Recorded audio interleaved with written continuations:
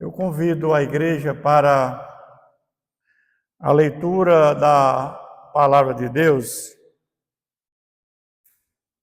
que se encontra em 2 Coríntios, capítulo 5. Vamos ler do versículo 1 ao 21. É todo o capítulo. 2 Coríntios, capítulo 5, versículo 1 ao 21.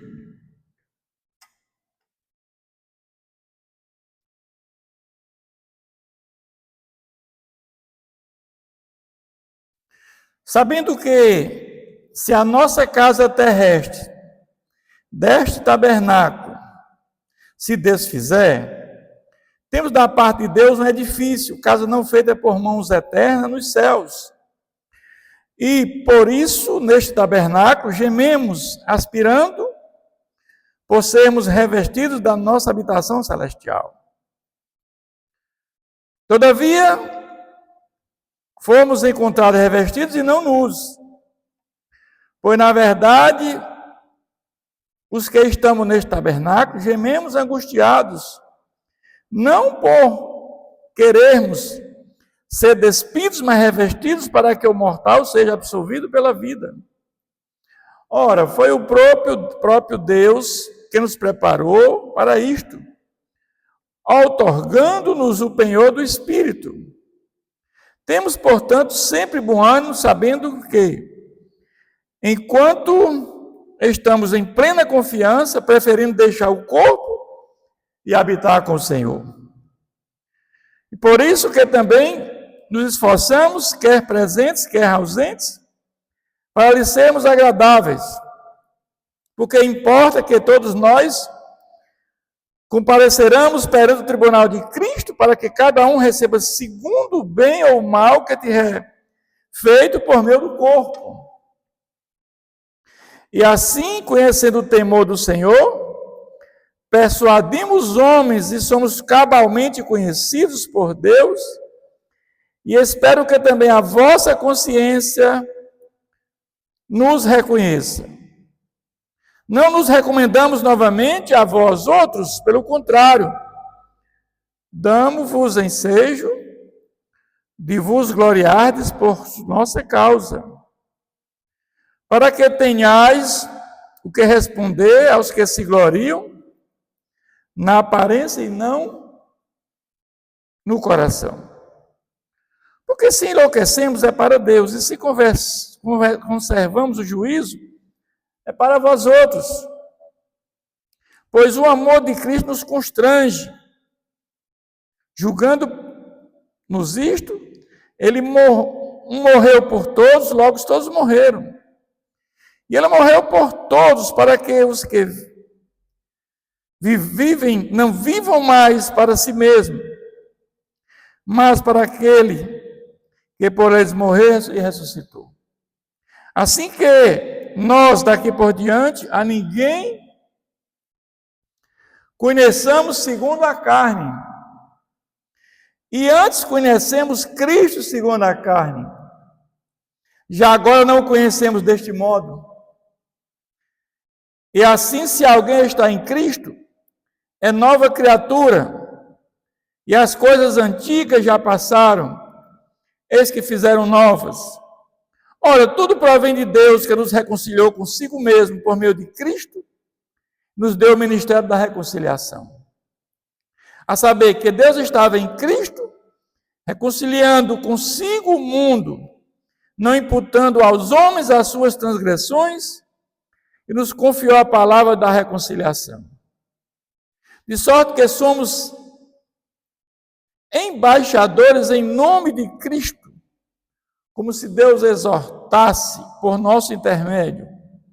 Em nome de Cristo, pois rogamos que vos reconcilieis com Deus.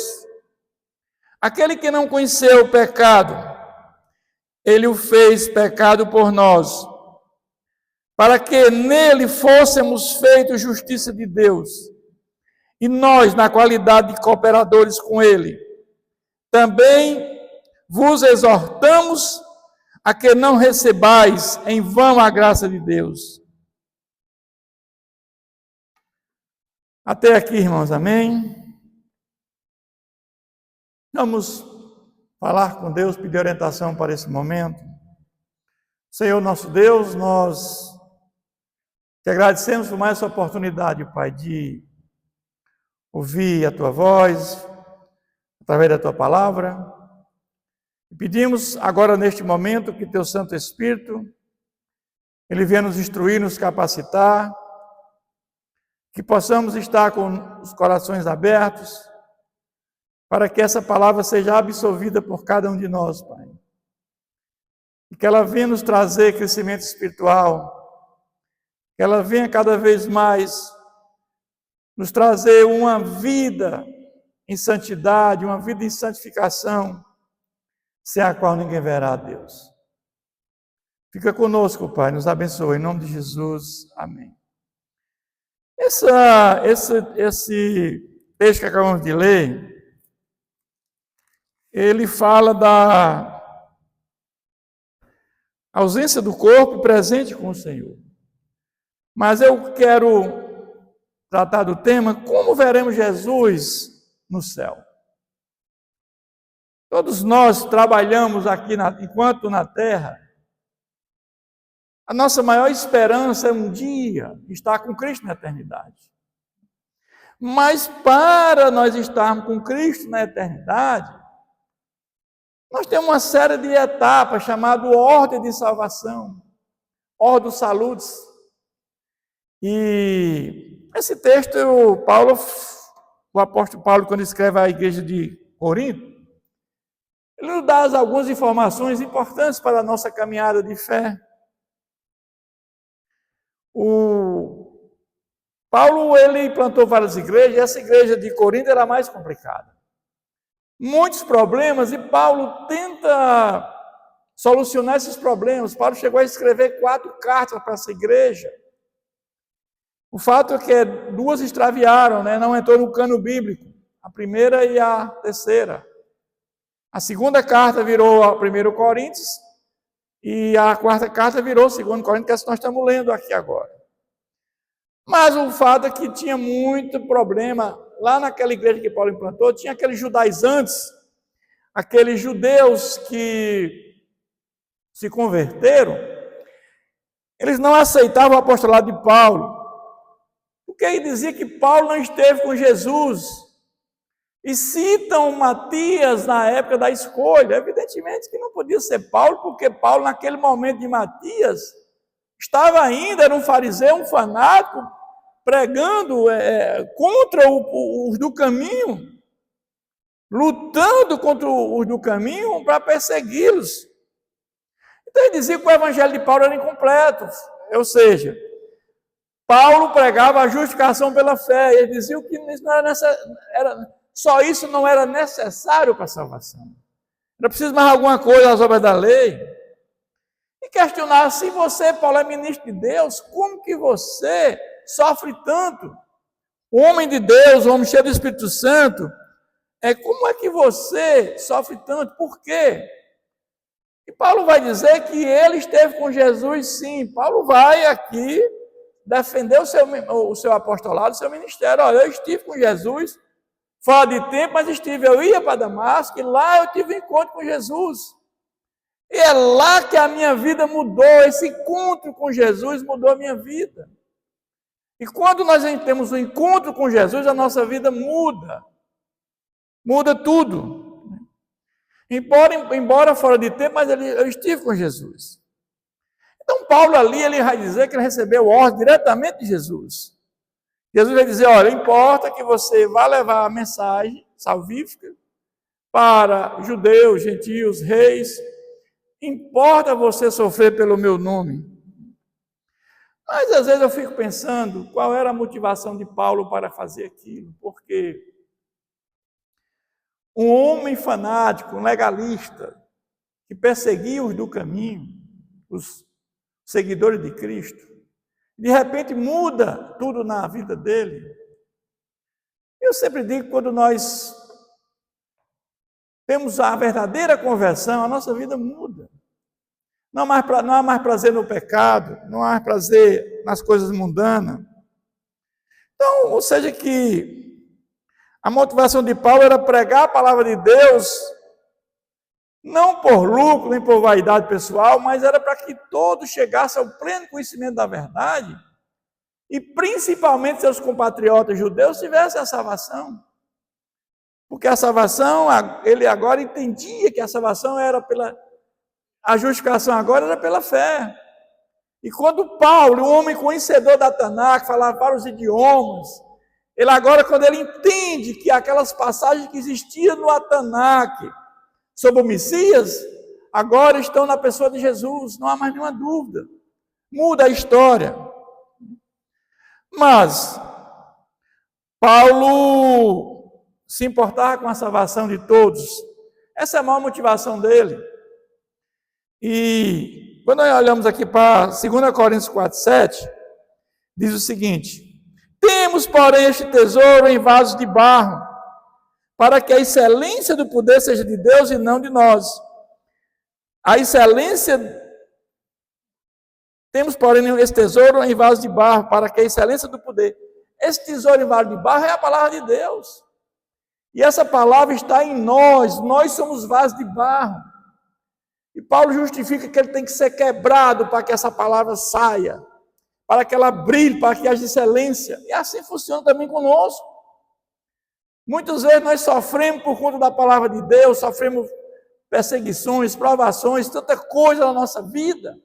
Mas por conta que nós somos um vaso de barro, cheio da palavra de Deus, e precisa ser quebrado para que ela saia, para que ela flua. É isso que Paulo responde. Mas depois dessa introdução, vamos voltar para o texto, irmãos. Sabemos que se a nossa casa terrestre, desta tabernáculo, se desfizer, temos da parte de Deus um edifício, casa feita não por mãos, eterna nos céus. Ou seja, essa casa é o nosso corpo. E quando morrer, temos edifício no céu, não feito por mãos humanas. Evidentemente que isso, não vamos ter uma obra física lá no céu. Lá no céu nós vamos ter a Nova Jerusalém, que é a igreja de Cristo. É a igreja invisível que vamos ter lá. Vamos estar com Jesus lá no céu, por toda a eternidade. Ele diz: e por isto, neste tabernáculo, gememos, aspirando por sermos revestidos da nossa habitação celestial. Ou seja, enquanto neste corpo, neste tabernáculo, nós sofremos, passamos dificuldades, mas enquanto aqui continuamos pecadores e precisamos ter um processo de santificação, porque aqueles convertidos já foram justificados. Foi um ato de Deus. Agora, a santificação é um processo, nós estamos caminhando até o final da nossa jornada para isso. Porque sem santificação ninguém verá a Deus. Mas ele diz assim: se todavia formos encontrados vestidos e não nus. Ou seja, o que ele quer dizer com isso? Se forem encontrados vestidos, aqueles que foram regenerados, justificados, que têm uma vida em comunhão com Deus, que não levam uma vida profana. Os nus eram aqueles que não aceitaram o Evangelho, aqueles que não foram convencidos pelo Espírito Santo. Esses que estão nus, esses não verão a Deus. Esses não estarão no novo céu e na nova terra com Jesus por toda a eternidade. Pois, na verdade, os que estamos neste tabernáculo, gememos angustiados, não porque queremos ser despidos, mas revestidos, para que o mortal seja absolvido pela vida. Nesse corpo estamos ainda angustiados, não queremos estar nus, mas para que o corpo mortal faça parte do reino de Deus. Mas o fato é que, ora, o próprio Deus, quem nos preparou para isto, otorgando o penhor do Espírito. Ou seja, quando Jesus esteve entre nós com o corpo humano, 100% homem, 100% Deus. Jesus ascende aos céus depois da sua ressurreição. Ele manda o Espírito Santo no dia de Pentecostes, 50 dias após a festa de Pentecostes. Ele sobe, 50 dias ele manda o Espírito Santo. E esse Espírito Santo é o selo da nossa herança. Nós somos selados com o selo. O Espírito Santo nos garante a nossa herança. E qual é a nossa herança que nós temos? Muitos estão preocupados com o valor temporal, aquilo que se vê, fama, poder, riqueza. Mas nós que temos o Espírito Santo, estamos preocupados com o valor eterno, aquilo que não se vê, aquilo que não é palpável. Por quê? Porque a nossa herança não está garantida para os que se salvarem. É novos céus e nova terra, essa é a maior herança que vamos ter. Porque quando morremos só levamos a alma, mais nada. E essa alma ou vai estar no altar de Deus ou no lugar já de sofrimento eterno. Então, quando Jesus voltar, a nossa herança é novos céus e nova terra. Mas ele vai aqui falar: temos, portanto, sempre bom ânimo, sabendo que enquanto no corpo estamos ausentes do Senhor. Ou seja, por que ele diz isso aqui? Enquanto no corpo estamos ausentes do Senhor. Porque enquanto estivermos aqui, estamos ausentes no Senhor. Ausentes do Senhor. Por quê? Como é que Jesus está lá hoje no céu? Como é que nós vamos ver Jesus lá no céu? Jesus, antes da encarnação, era Espírito. Pai, Filho e Espírito Santo. Quando ele vem aqui para a terra, o Espírito Santo gera em Maria. Jesus nasce na natureza humana, mas quando Jesus ressuscita, ele ressuscita no corpo humano glorificado. Mas quando Jesus sobe aos céus, será que ele está lá no céu como Espírito novamente? Claro que não. Nós vamos ver Jesus da mesma maneira que ele esteve aqui na terra, no corpo humano glorificado. Jesus estava num lugar, de repente estava em outro. É esse mesmo Jesus que vamos ver lá no céu, no corpo humano glorificado. É assim que nós vamos ver Jesus lá no céu.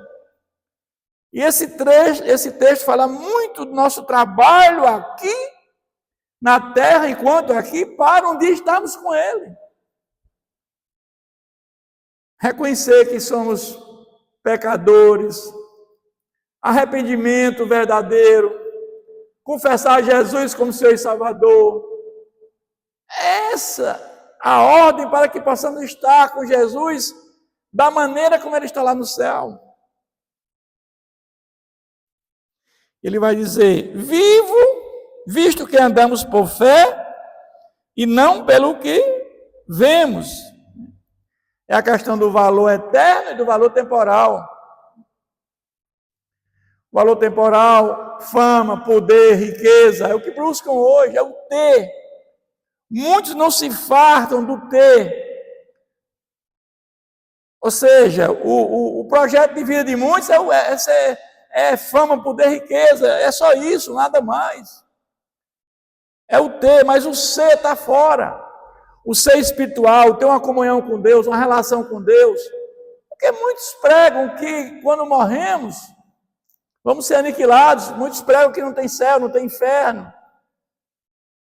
Ou que o Espírito reencarna.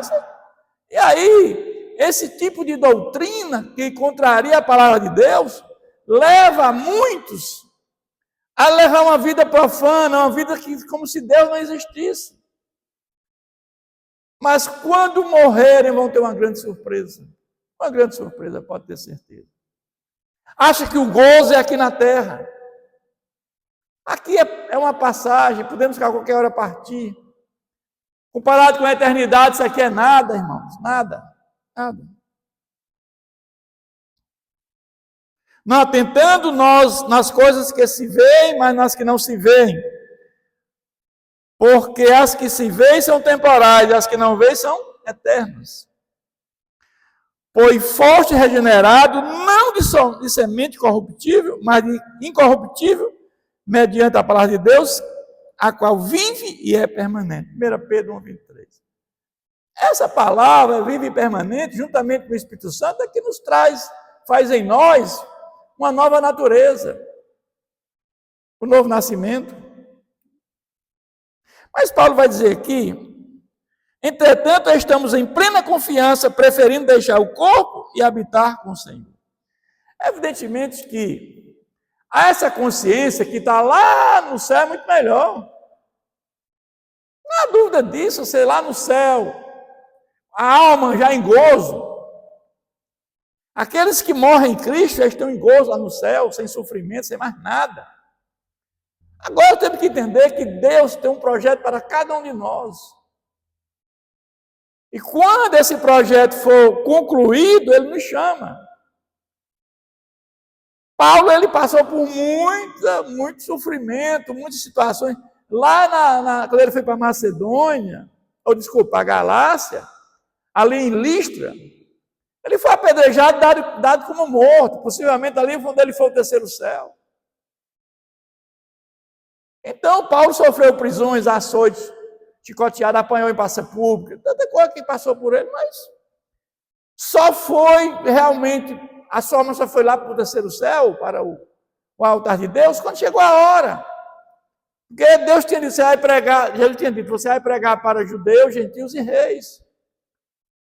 E ele tinha planejado uma quarta viagem para ir para a Espanha, mas não aconteceu, porque não era projeto de Deus, era projeto do homem.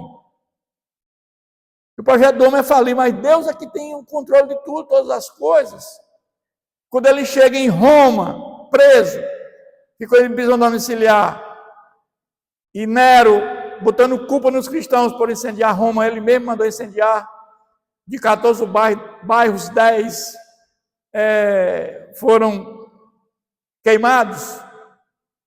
Ele é decapitado. Era a hora dele, chegou a hora, ele já tinha feito muito. Então eu preferi habitar no Senhor, né, do que estar aqui, mas quando chegar a hora. Mas o fato é que é por isso que também nos esforçamos, que presentes que ausentes, para lhe ser agradáveis. O comportamento do cristão deve ser irrepreensível. Ele vai dizer, porque importa que todos nós compareçamos perante o tribunal de Cristo, para cada um receba o segundo bem ou mal que tiver feito por meio do corpo. Nós sabemos que assim que morremos, segue-se o juízo. Hebreus 9, 27. Ao homem é dado morrer, segue-se o juízo. Então nós vamos entender que, nesse momento aí, a alma, ela vai ou para o altar de Deus ou vai para o lugar de sofrimento. Então a alma, ela não vai para purgatório, não vai para o mundo dos mortos, o espírito não reencarna.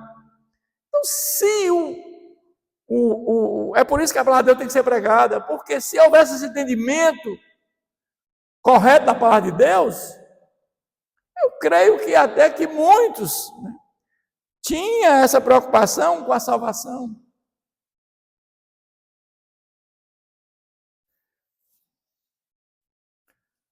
Mas o apóstolo Paulo, ele tinha um zelo muito grande.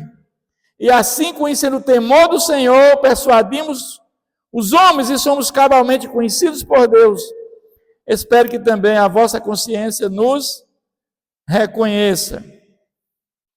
Nós sabemos que o ser humano, nós, líderes, pastores, nós não temos poder de convencer ninguém do pecado. Essa ideia que, olha, você converteu quantos? Nenhum. A nossa missão, ela se encerra em pregação da palavra de Deus. Foi o ID que Deus nos comissionou para fazer. Essa ideia que pastor faz apelo e convence alguém para aceitar Jesus, não existe. Quem convence é o Espírito Santo, é a missão dele, convencer o mundo do pecado. A palavra de Deus é pregada e o Espírito Santo é que convence. Quando eu vejo aquelas insistência, às vezes muitos minutos insistindo, a pessoa fica até constrangida e vem até aqui à frente, muitas vezes vem à frente, levanta o braço, aí agora tem uma festa no céu porque seu nome acaba escrito no livro da vida. Não, não existe isso. Antes da fundação do mundo, antes que o mundo fosse criado, Deus já sabia quem ia se salvar, já escreveu o nome no livro da vida, ele é onisciente. Não é porque levantou a mão aqui que está salvo, não tem nada disso. E a pessoa depois, com 3, 4 dias, vai assaltar, fazer alguma coisa errada, morre, e Deus apagou o nome? Claro que não. É isso que ele aqui está dizendo. Mas ele vai dizer agora aqui: não nos recomendamos novamente a vós outros, pelo contrário, damos o ensejo de vos gloriar por nossa causa, para que tenhais o que responder aos que se gloriam na aparência e não no coração. Paulo aqui não está se autoelogiando, não.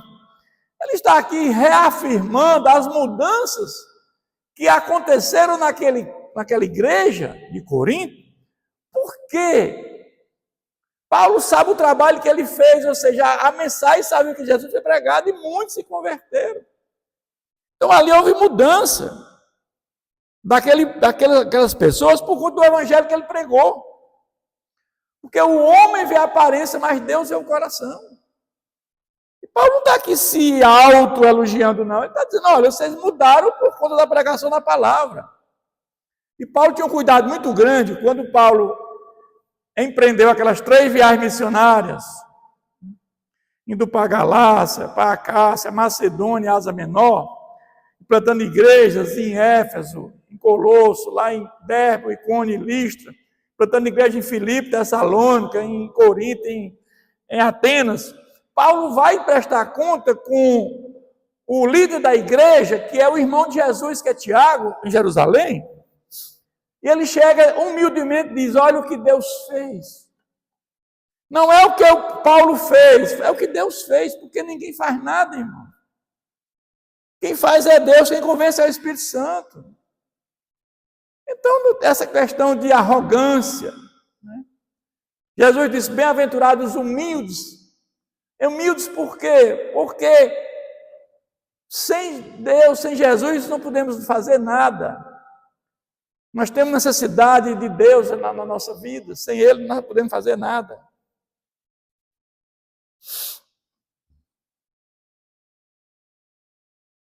Mas ele vai dizer agora no versículo 13: porque se enlouquecemos é para Deus, e se conservamos juízo é para vós outros. A palavra de Deus é loucura para muitos. Fique pensando, você dizer que aquele na cruz, Jesus na cruz, pendurado ali naquela cruz, e dizer que aquele homem que morreu numa morte, que era somente para pessoas que tinham feito coisas horríveis, e dizer que aquele homem naquela cruz, ele é o salvador da humanidade, somente vai entender isso pessoas espirituais. Porque aquele povo não cria nem ressurreição de mortos. Era loucura. É juízo para os espirituais. Nós espirituais, nós cremos que ali, na cruz, é a glorificação de Jesus. Ele vai dizer agora que, pois o amor de Cristo nos constrange, julgando-nos isto, um morreu por todos e todos por um. Porque o amor de Jesus, ele morreu de forma incondicional por todos nós. E isso nos força e obriga a pregação da palavra de Deus. Que o batismo em Cristo, na cruz, não levou à salvação. Em Cristo, na cruz, o batismo do Espírito Santo levou à salvação. É o batismo que salva, é o batismo em Cristo, na cruz, pelo Espírito Santo. Mas ele vai dizer agora no 16...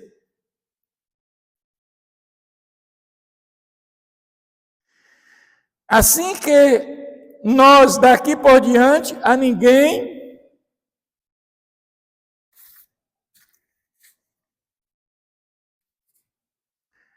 conhecemos segundo a carne.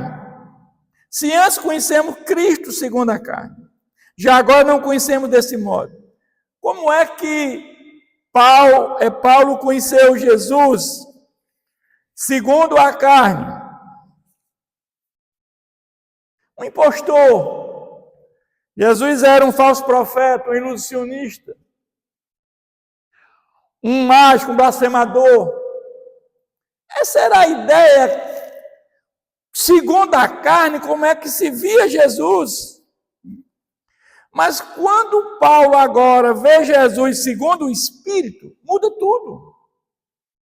E quando ele ia perseguir o povo de Deus, na realidade Jesus aparece e está perseguindo a Jesus.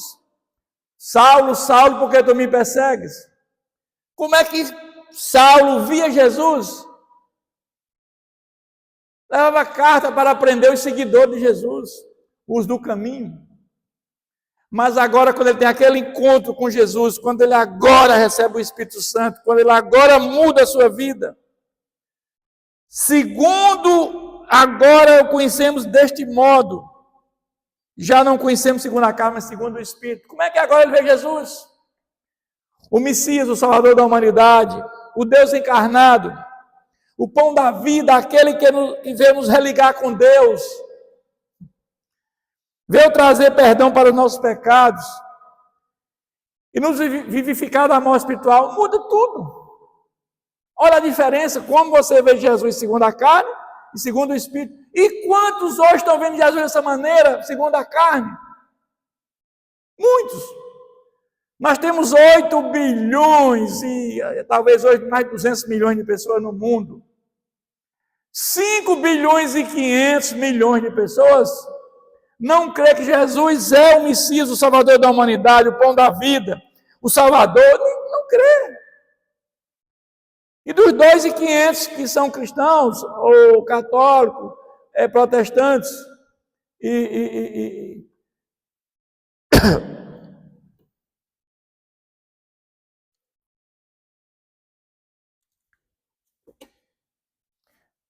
muitos não colocam verdadeiramente, não obedecem à palavra de Deus. Palavra de Deus. Ele agora vai dizer: e assim alguém se está em Cristo, a nova criatura, as coisas antigas já passaram, eis que fizeram novas. Quando você está em Cristo, há novidade de vida. Né? Muda tudo em nossa vida, porque houve a mortificação do pecado. Né? E não há mais prazer no pecado, porque o Espírito Santo ele nos vivifica, ele mortifica o pecado. Ele vai trabalhando na santificação, naquele processo. A justificação e o novo nascimento, a regeneração, é atos de Deus. O homem não tem participação nenhuma, mas na santificação, sim. E nesse processo, o Espírito Santo vai guiando. E, olha, tudo provém de Deus, que nos reconciliou consigo mesmo por meio de Cristo e nos deu o ministério da reconciliação. Jesus nos reconciliou com Deus, aquilo que nós tínhamos perdido lá no Éden. Estávamos afastados de Deus e Ele nos aproximou de Deus quando Ele nos deu vida espiritual. Vida espiritual. A saber, Deus estava em Cristo, reconciliando consigo mesmo o mundo, não imputando aos homens suas transgressões, e nos confiou palavra de reconciliação. Ou seja, através da encarnação de Jesus, nossas transgressões foram perdoadas. Ele morreu em nosso lugar como morte substitutiva.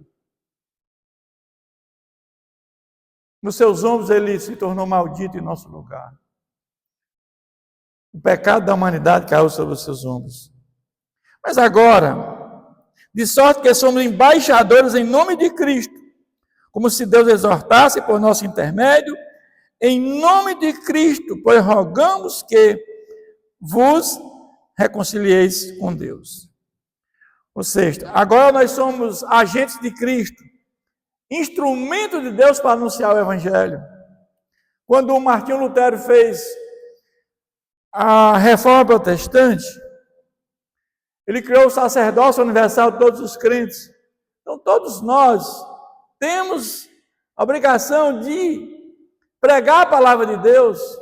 O próprio ID é nesse sentido que ID pregar o evangelho. Quem não está pregando, que conhece a palavra de Deus, ele é obrigado a pregar. Ele nos comissionou, não é voluntário, é obrigação. É por isso que nós precisamos estudar a palavra de Deus. Não só ler a Bíblia, mas estudar a Bíblia para que possamos ter esse conhecimento pleno da palavra de Deus. E ele vai dizer agora no 21, aquele que não conheceu o pecado, quem não conheceu o pecado? Jesus.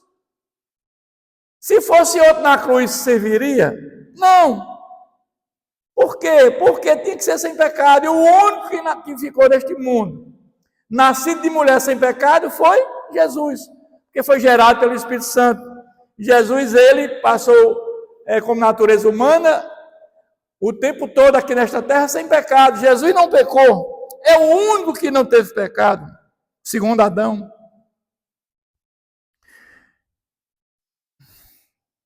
Ele o fez pecado por nós, para que nós fôssemos feitos justiça de Deus.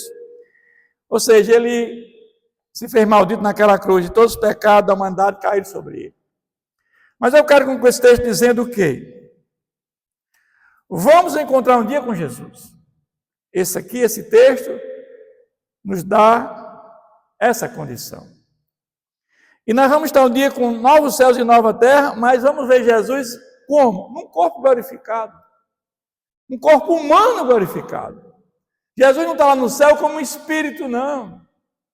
Jesus está com a natureza humana glorificada. Mas devemos estar preparados para esse encontro. O dia é hoje, devemos estar vestidos e não nus, como o texto diz. Estar vestidos, justificados, regenerados, santificados. Ser filho de Deus por adoção. E não nus, uma vida profana, uma vida desregrada. Sem entender o Evangelho de Jesus. A maior riqueza que podemos desfrutar desse mundo é conhecer a Deus. A glória do homem se constitui em conhecer a Deus. A maior riqueza que o ser humano pode ter é desfrutar desse mundo, conhecer a Deus, desfrutar do amor de Deus, ter uma relação de intimidade com Deus. Deus diz que buscar em primeiro lugar o seu reino e a sua justiça, e as demais coisas serão acrescentadas. Mas hoje invertem, buscam tudo menos o reino de Deus.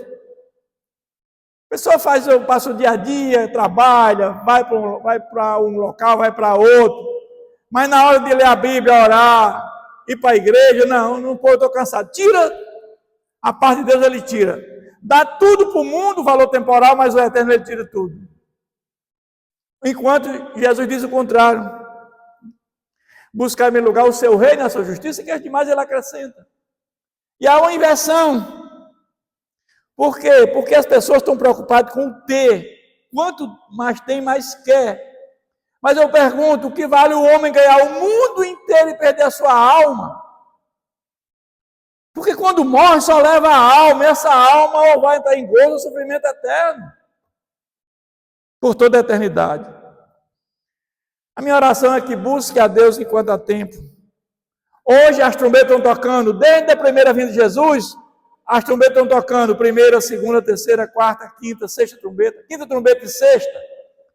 São os demônios que existem na terra, milhares e milhares, para atormentar e para matar. Mas a sétima trombeta ainda não foi tocada. Hoje é o juízo parcial de Deus com misericórdia. Mas a sétima trombeta, quando Jesus voltar, não há mais nenhuma chance de salvação para aqueles que não aceitaram o Evangelho de Jesus Cristo. A sétima trombeta é o juízo de Deus sem misericórdia.